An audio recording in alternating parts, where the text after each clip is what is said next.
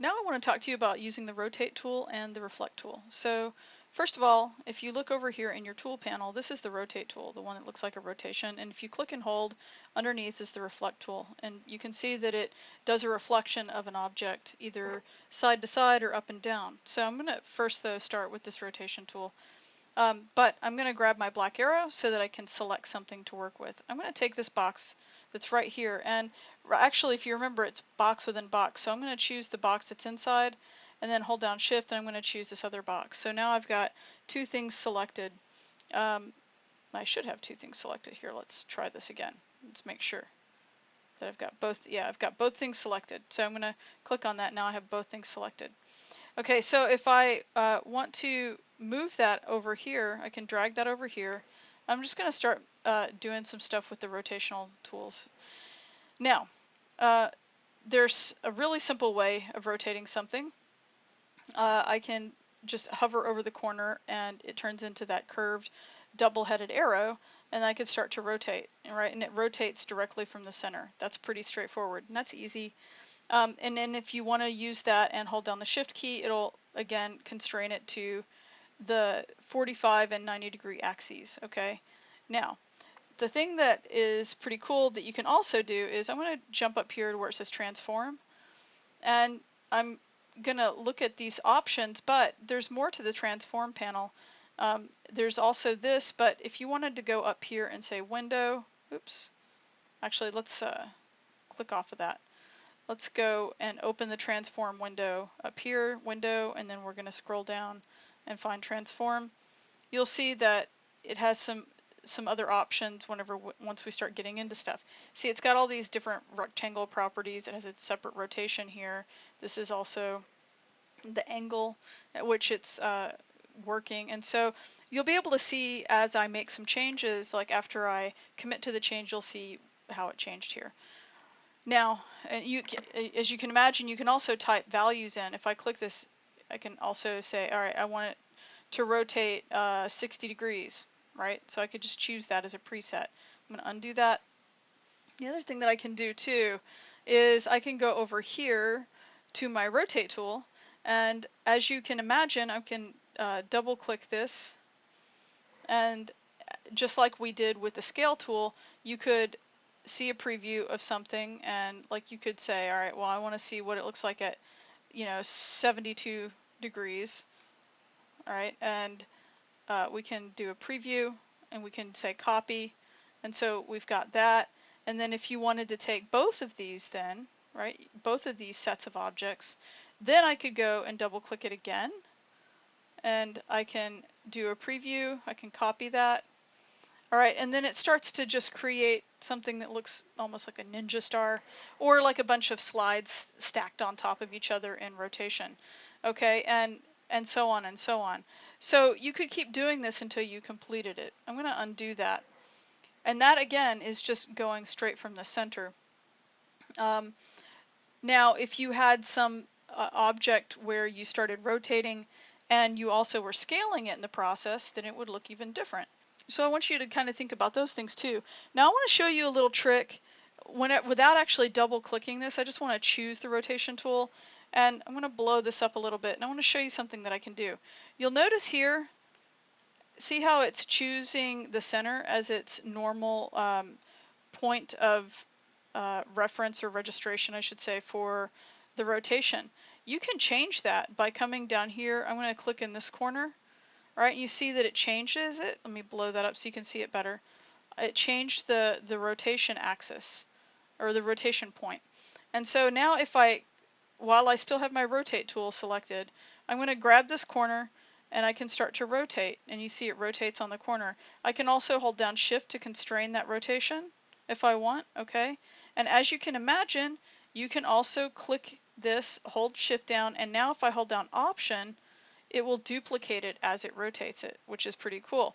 And so I could just keep on doing that over and over and over until I get the shape that I'm looking for, okay?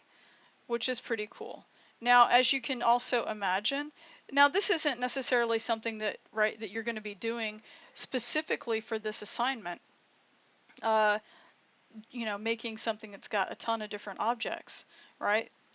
But you could do some variation of that. You could say, let's do a rotation here.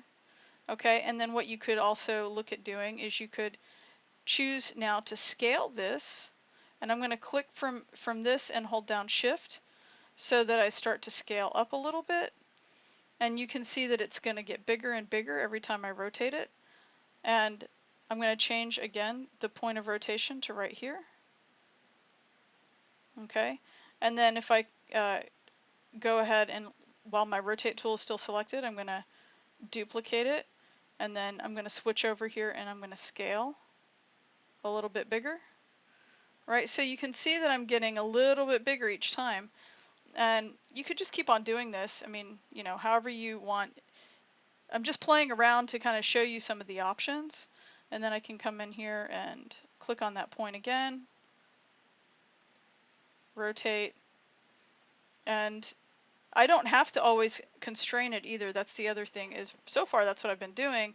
I don't have to do that though, right? So I could make that really large. Okay, and then actually even larger. And then the next time that I rotate it, let's go back and click that center again. It's going to be significantly larger. Right, and so like that might be something that you would want to show, is like some sort of radiation or radial pattern, right? And then it gets really big. Now, again, that would be, I'm just going to move this off the pasteboard for right now. That would be a way of, you know, showing something that's happening, right? That's actually happening with these objects. And of course, I have squares within squares, you know, in this case, that's not necessarily what you're supposed to do, but it gives you some idea of some of the ways that you can start to do some of this stuff. I can remove that square. All right. Let's just remove all these interior squares. But it also gives you some ideas about how patterning works. And then you can start to see it almost looks like some sort of origami thing, right? And then, you know, maybe, I don't know. Okay, so now that being said, I'm going to get rid of some of this stuff.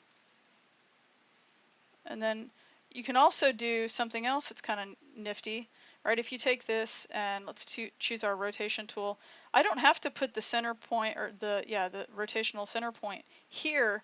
I can put it like there if I want to, right? And then I can rotate this thing. I'm going to hold down my Option key, and then I can scale it.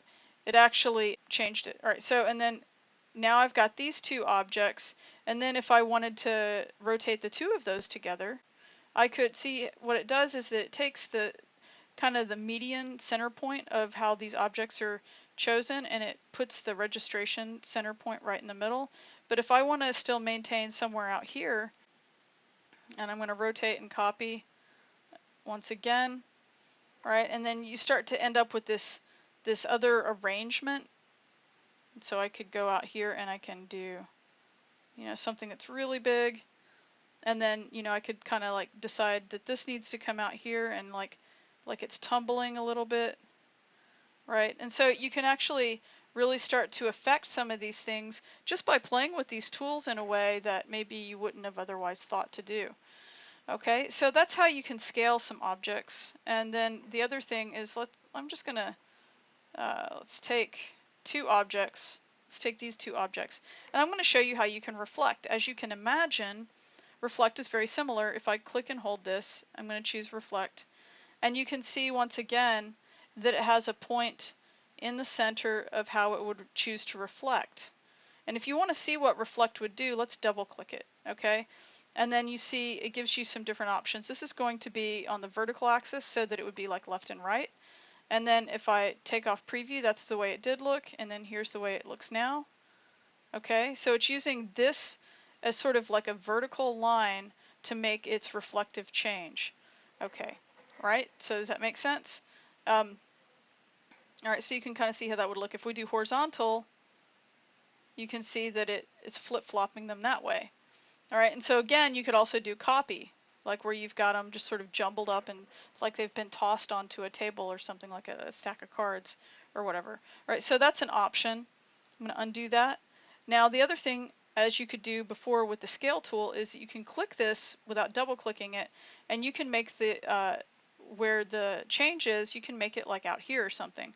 So then if I go and grab this, I can also do Shift Option, and I can make a bilateral version of itself. Okay.